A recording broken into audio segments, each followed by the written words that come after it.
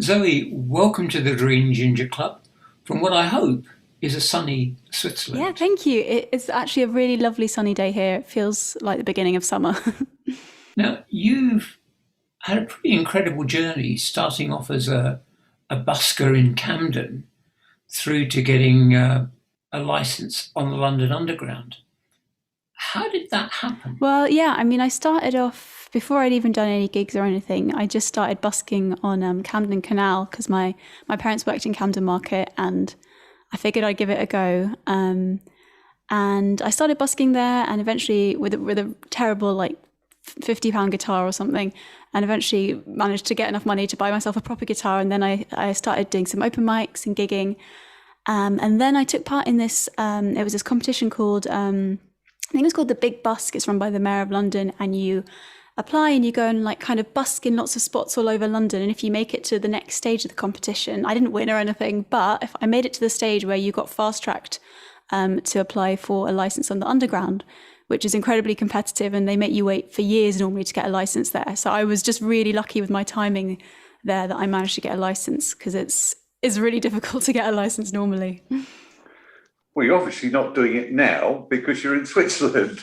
But do you still go down to the underground?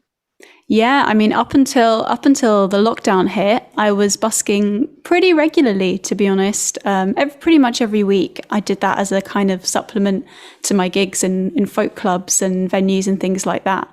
And it's just been really nice because it's allowed me to have, obviously, as a gigging musician, sometimes gigs can dry up a bit, or you'll have a time where you won't have any bookings, and that can be a bit kind of worrying. But when you've got your busking license, I'll be like, well, I'll just pop down to Baker Street and I'll busk for a few hours and it'll be fine. So yeah, I'm very grateful for that. What's the money like on the tube? It varies. It depends on a lot of things. It depends on, first of all, which spot you are. The best spot on the Underground, Tottenham Court Road, at the end of that long tunnel going to the Central Line. Everyone fights over that one. So if you're there, you can make a couple of hundred in 2 hours, but that's like a really good spot. Otherwise, it's enough, and it varies. If you're like, my closest station was Baker Street, which was a pretty like average station, but if you stuck it out for a few hours, you could definitely make enough to get by. And do you have to book the spot or do you just turn up and hope there's nobody there? So it used to be that people would just turn up and it was all chaotic. Now it's people are always surprised to hear how like well regulated the whole system is. There's an online booking system, and every Tuesday morning we queue up online to get into the website, book our slots. So it's all very civilized now. Yeah. Do you have any electronic equipment when you go down the tube, Zoe? Yeah. Do you take a sort of, obviously you take an amp and so on, but have you got anything else, pedals and so Yeah. on? No, I keep for busking. I've just kept it really simple. I have a little Roland amp, and then yeah, my mic, and my guitar. Just trying to remember. It's been a while. Yeah, my guitar just plugs straight in. It's pretty simple. I mean, some of the buskers are like purists, and they can't even think about being amplified at all, which I kind of respect, But it's also when the tube gets so busy, it's almost impossible to be heard unless you're screaming. So I do like to have a bit of amplification. When you started out, Zoe, you were mainly doing traditional songs and covers. Was that in the folk clubs? Yeah, I mean, like the very first time I ever played on a stage in public, I'm pretty sure that was at Cambridge Folk Festival. I queued up for one of their open mics, and all I knew was just a few folk songs. I think I played like House of the Rising Sun and Scarborough Fair, and like the absolute like classics that everyone knows. And it was only a couple of songs slot. And then after that, I got a couple of local promoters came up to me and said, "Oh, we're putting on some nights for singer-songwriters. We'd love for you to come and play." And at this point, I really didn't have any songs that I'd written. Like I messed around a little bit, but I'd never written a proper song that I would perform in public. But I just said, "Oh yeah, sure, I'd love to do that. Of course, I'm a singer-songwriter." And it was about a month in advance, so I had a month to like start properly writing some songs. Well, don't knock covers, because I think on your album where you do the covers, I don't think I've heard a better version of Sandy Denny's Who Knows Where the Time Goes. I think that's just fabulous job you did on that. Really good. Oh, thank you so much. Yeah, I mean, I love doing covers. I must say, I know a lot of artists kind of go like, oh, or even audience members go, oh, I don't want to hear covers, or I don't want to sing other people's songs. But I just think like, why wouldn't you want to sing songs written by artists that you admire? I think you I've learn heard so that. much. I've from heard that. that sung by many people, including Sandy Denny, in various forms, and it's always different. And what you did to it was actually different again. It was almost like you were writing a song because there are lots of bits which you changed, and I think you're licensed to do that because the song was unfinished anyway. It was unfinished. I think it Oh, was. I didn't know Yeah. that. If you Oh, if you wow. listen to the various YouTube versions, they're all different, and you can tell that she's not quite sure how she's going to do it. She does a guitar version, a piano version, and a stylized band version. So, I yeah. think you've just said it all. It's not the fact that you're doing a song someone else has written or produced. It's the fact you're making your version of that song. It's not a copy. You know, when you mix songs that you've written yourself with covers, you've got to be a damn good songwriter in order to match the covers. when did that happen for you? When you thought, oh, that's good enough? Honestly, I still often will, in my set list, I'll put, if I'm going to sing Who Knows Where the Time Goes, I'll do that right at the end, because who wants to follow that, really? So yeah, I totally know what you mean. Now, you said you're going to play some music for us. What song are you going to do first? So I think I'll play first a song called Smoky Sunrise, which that's the first track on my new album. And it's a song that I wrote about feeling in a bit of a rut in London, kind of, busking every week and kind of grinding and wanting to just, get away from it all, and just feeling a bit stuck kind of thing. And that was even before the pandemic hit that I was feeling that way. So, but yeah, this song is called Smoky Sunrise, and I'll just grab my guitar and play it for you.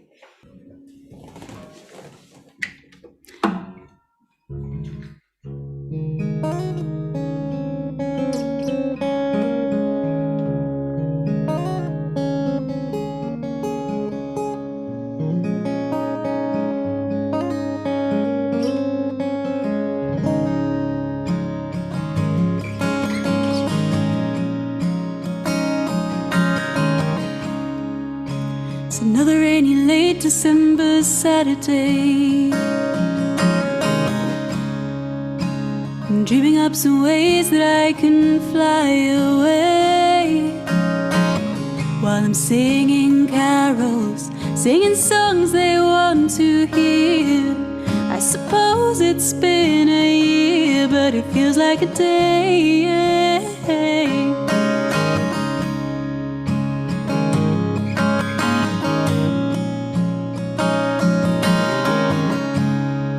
This big city feels a little smaller day by day,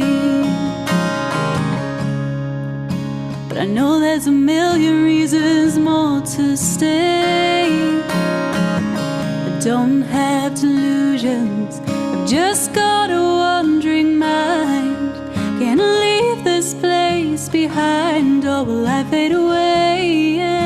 And one more smoky sunrise tells me I'm no good at saying goodbye, 'cause I'll miss those shining lights above my head, that warm familiar feeling of knowing the road that I tread, walking by the river, arm in arm. Moments come, I want this for forever, but I need something else right now.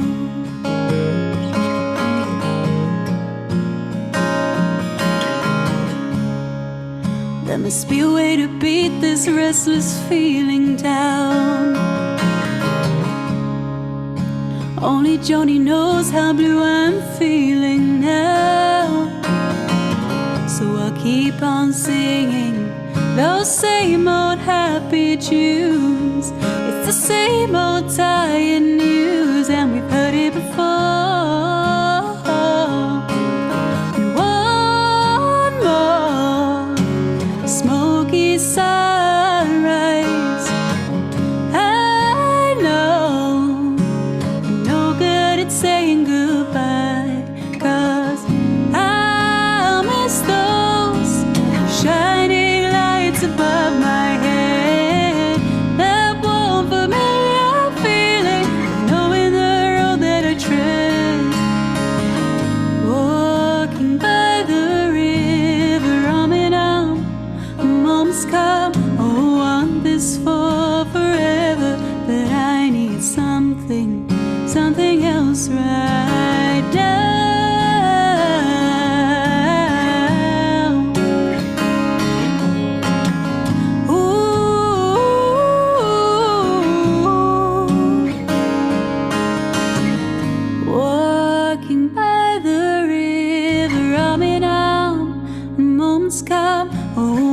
this for forever, but I need something else right now.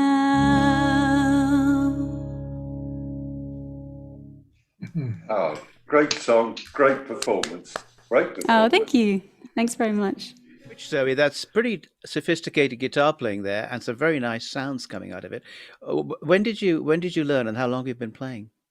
Oh, thank you. Well, so I started playing guitar when I was maybe 11 or 12, I think, at school. And I had like a few lessons, maybe for a few months at school. And I was a terrible guitar student. I never practiced. I only learnt like 4 chords.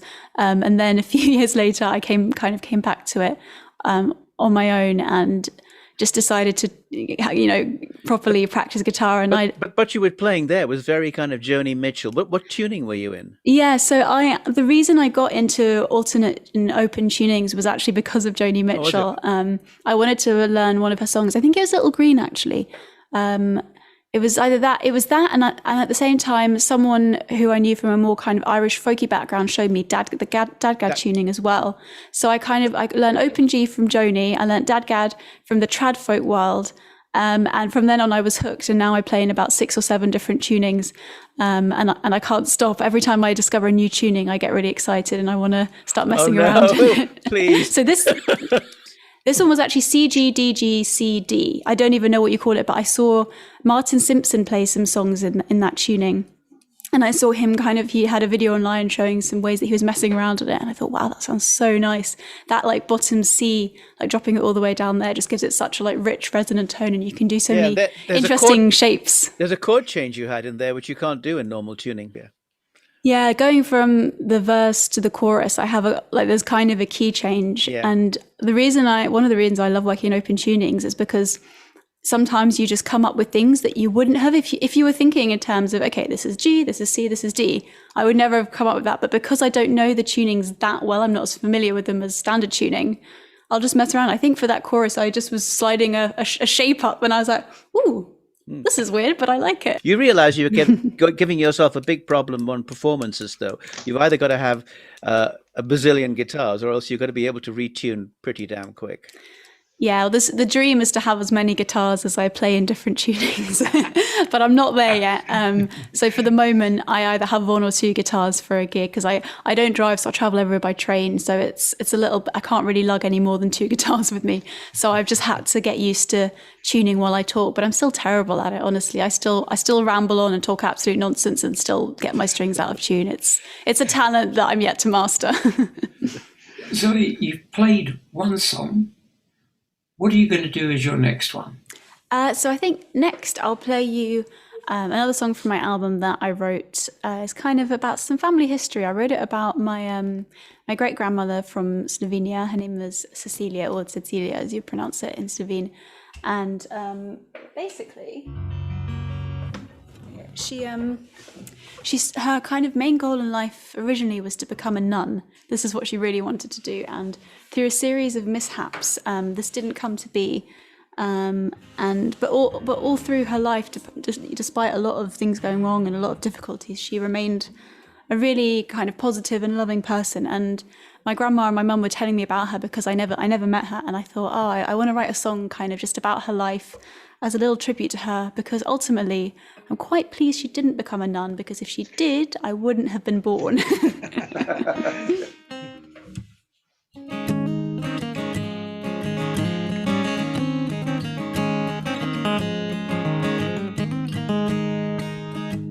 Cecilia walks through the cloisters alone, where she's packed up her bags and they're sending her home. It seems God can't even save her now, but Cecilia knew she was stronger than that, so she fought for her life till once more she was ready to go. But heaven above only knows that nothing's as frail as the plans that we make. Is it life? Is it God? Is it chance? Is it fate? Oh, Cecilia, so much love in your heart.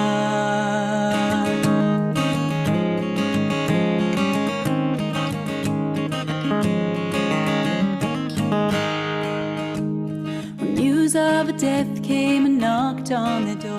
The poor wife of a fire-removed brother-in-law, they all cried. Oh, pity those motherless babes. So Cecilia's went off to a man she's not known, to care for his children like they were her own, and her dreams faded into the dark sky. For nothing's as frail as the plans that we make. Is it life? Is it God? Is it chance? Is it fate? Oh, Cecilia, so much love in your heart.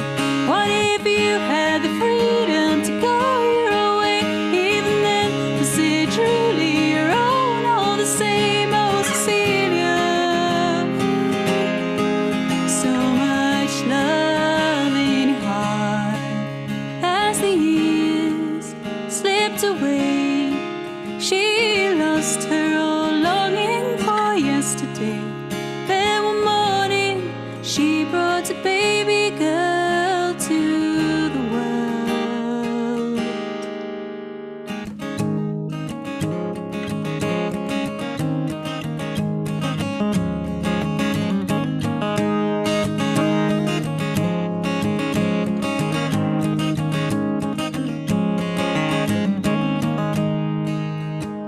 When her daughter was lost, how Cecilia cried. She thought never again would her eyes become dry, till one night she appeared before her in her dream. Daughter, why is your night dress so cold and so wet? Oh, mother, I'm soaked in the tears that you shed, but it's time. You don't need to cry anymore, for nothing's as frail as the plans that we made. Is it life? Is it God? Is it chance? Is it fate? Oh, Cecilia, so much love in your heart. What if you had the freedom to go your own way? Even then, was it truly your own? All the same, oh, Cecilia, so much love in your heart.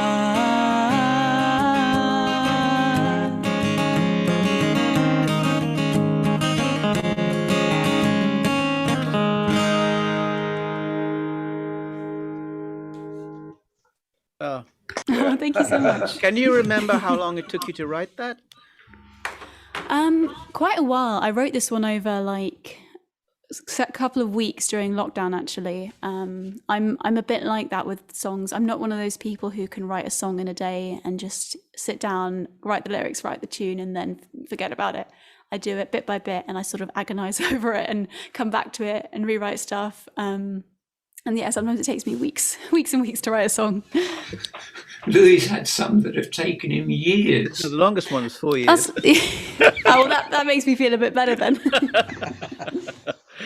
I'd just like to say that if you've got a bouzouki there, then the sound of that bouzouki is going to be totally different from the other instruments that you play. That might bring you further forward to a different type of music, if you like, based on on that style, that Greek sound.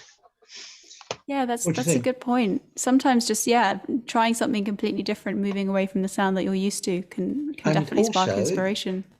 Sorry, I was going to say, I saw you playing, I don't know, what's it called, an Ableton Push? Oh, Which is yeah, a this piece of thing. electronic equipment, yeah. Do you find that, I mean, you look incredibly sort of professional with it. It looks like you've been playing it for years, and the sound was pretty professional too. Will that draw you further forward to a different type of music, do you think? Oh, well, thanks. Yeah, I mean, over the course of the last year, I got into live streaming on a platform called Twitch. Okay. And I started off having absolutely no idea about like technology or anything like that. I was completely technologically illiterate. And over the course of this year, I've just been learning more and more. And the most exciting development for me has been getting this Ableton Push and learning how to use it. And I use it to build up loops. And I mainly do this for covers because I've so far only found one of my own songs that's repetitive enough to actually be able to loop. I always make life a bit too difficult for myself and add all these different changes. But it's such an interesting way of thinking about music, I think. And it really gets you thinking about the different layers and how you can combine stuff. And I think people often have this conception of loops as being a little bit too repetitive and really boring. But the nice thing about the Push is, I don't know how much you can see here, but you have these things going across which are called different scenes. So I can do one chord progression in this scene, and then if I want to, within the same song, I can then record a totally different chord progression in another one, and you can switch between it almost like you switch between like a verse and a chorus. So it really makes you think about songs in a different way, and I have actually used that. I used that to build up some of the harmonies in the chorus of one of my songs. I just looped the chorus, and then I added things and I added harmonies. So yeah, it's been really, really useful tool actually. Where'd you get one? Where'd you get one? Where'd you get one? No, you're too old. Oh no, Yeah, absolutely true. not. Absolutely not. They're made by Ableton. So if you have the Ableton software, then you can get one of these, link it up, and just hours and hours of fun playing around with it. Zoe, I wanted to ask you about the couple of the charities that you work with, both of which I think are very interesting. One's a sort of music for dementia, which has been in the news a lot quite recently, and you've been on the one show yourself. How did you get involved in that?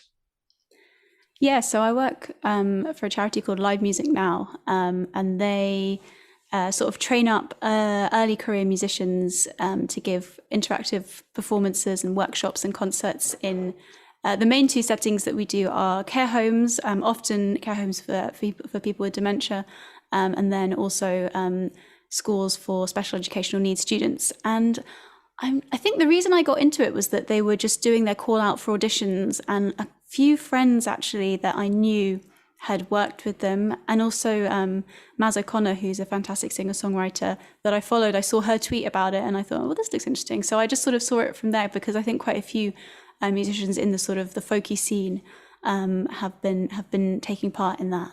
And yeah, it's a really fantastic organization. And I've loved just doing something a bit different with my music and just thinking about it in a different way, because it's very much about communication and how you can relate to people and give them this experience of live music that they wouldn't necessarily normally get. But obviously it's not the same as a normal gig, because you have to bear different things in mind. They all have, especially with the younger children, they have very different needs. Some of them don't really speak or move, so you have to bear all these things in mind. But it's just been such a fantastic experience to work with them. The other one I saw that you did when you were at uni was it Sing Out, where you actually do lead workshop singing sessions in prisons? Yeah, that's right. Sing Inside is it's an organization that started up. It was just it was part of the kind of my uni's outreach program, but they were about to cut funding when I had just joined it.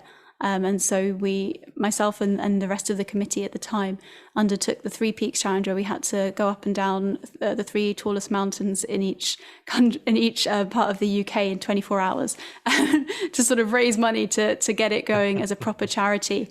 So one of my best friends from uni now heads it up as a kind of full-on charity, which is amazing. And yeah, we'd basically take singing workshops into local prisons around Cambridge, and we would over the course of the day, we'd teach the residents songs, and we'd put on a concert at the end of the day for the rest of the people there and the staff. And I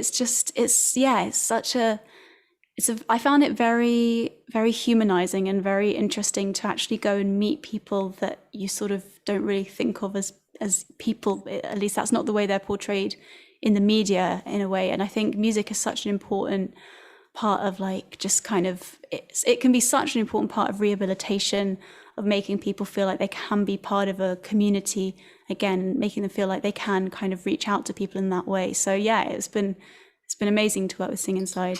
Zoe, thank you for chatting for us today. It's been a real joy. But would you like to do one more song before we leave? I'd be happy to sing another song. Yeah, let me grab this up.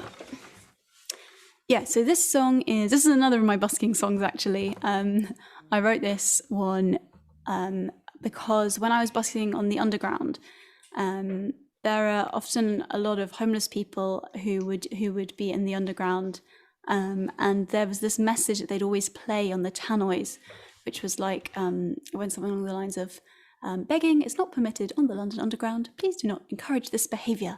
And I really hated that message because I just thought like these aren't people who are behaving badly. They just don't know what else to do. Have a bit of compassion. And as a busker, I feel like you're very much like often in the same spaces as homeless people, and I just always feel very aware of it. I think, even though obviously it's much easier to be a busker. So yeah, I just sort of wrote this song about that a little bit, and I used the release of the song to raise money for a charity called the C4WS Homeless Project. They're based in Camden, which is where I grew up, and they provide shelter and training for homeless people. So yeah, this song is called Welcome Here.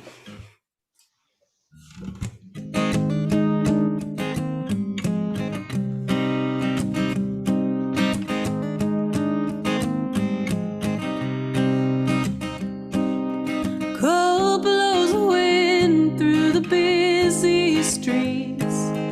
Crowds hurry home as the sun disappears. There sits the man with a worn down face, and he knows he's not welcome here.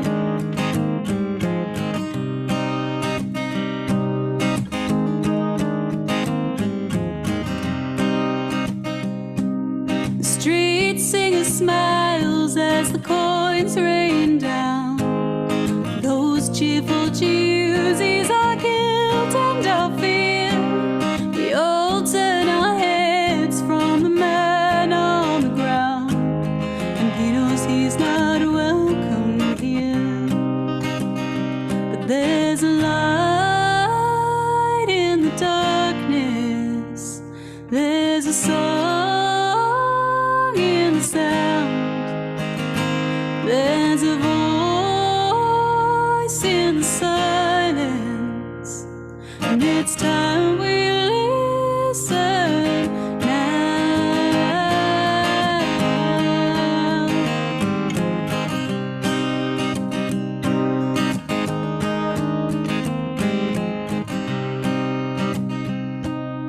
Who told us all that a desperate plea is just bad behavior that should disappear?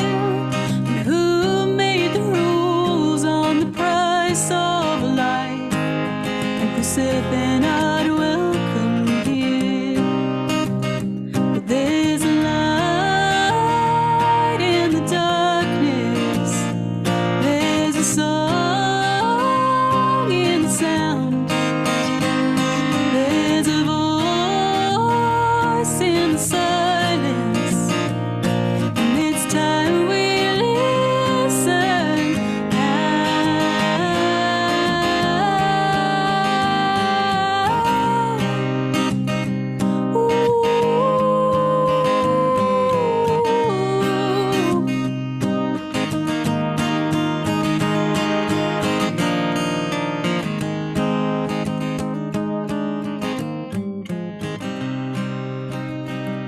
There's a light in the darkness.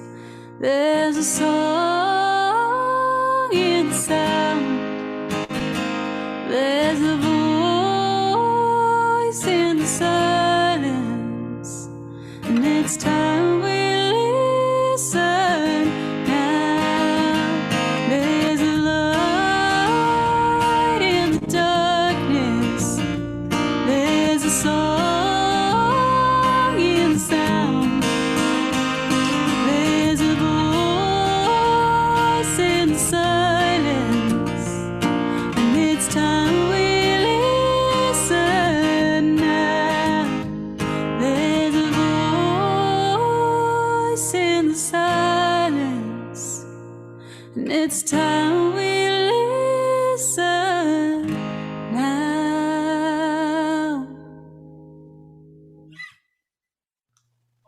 Oh, that was I feel brilliant. we've had sort of our own Yeah. private concert today, and I've thoroughly enjoyed it. So Oh, well, thank you. Yeah, And yeah, thank you true, so much for true. having me. This has been so much fun.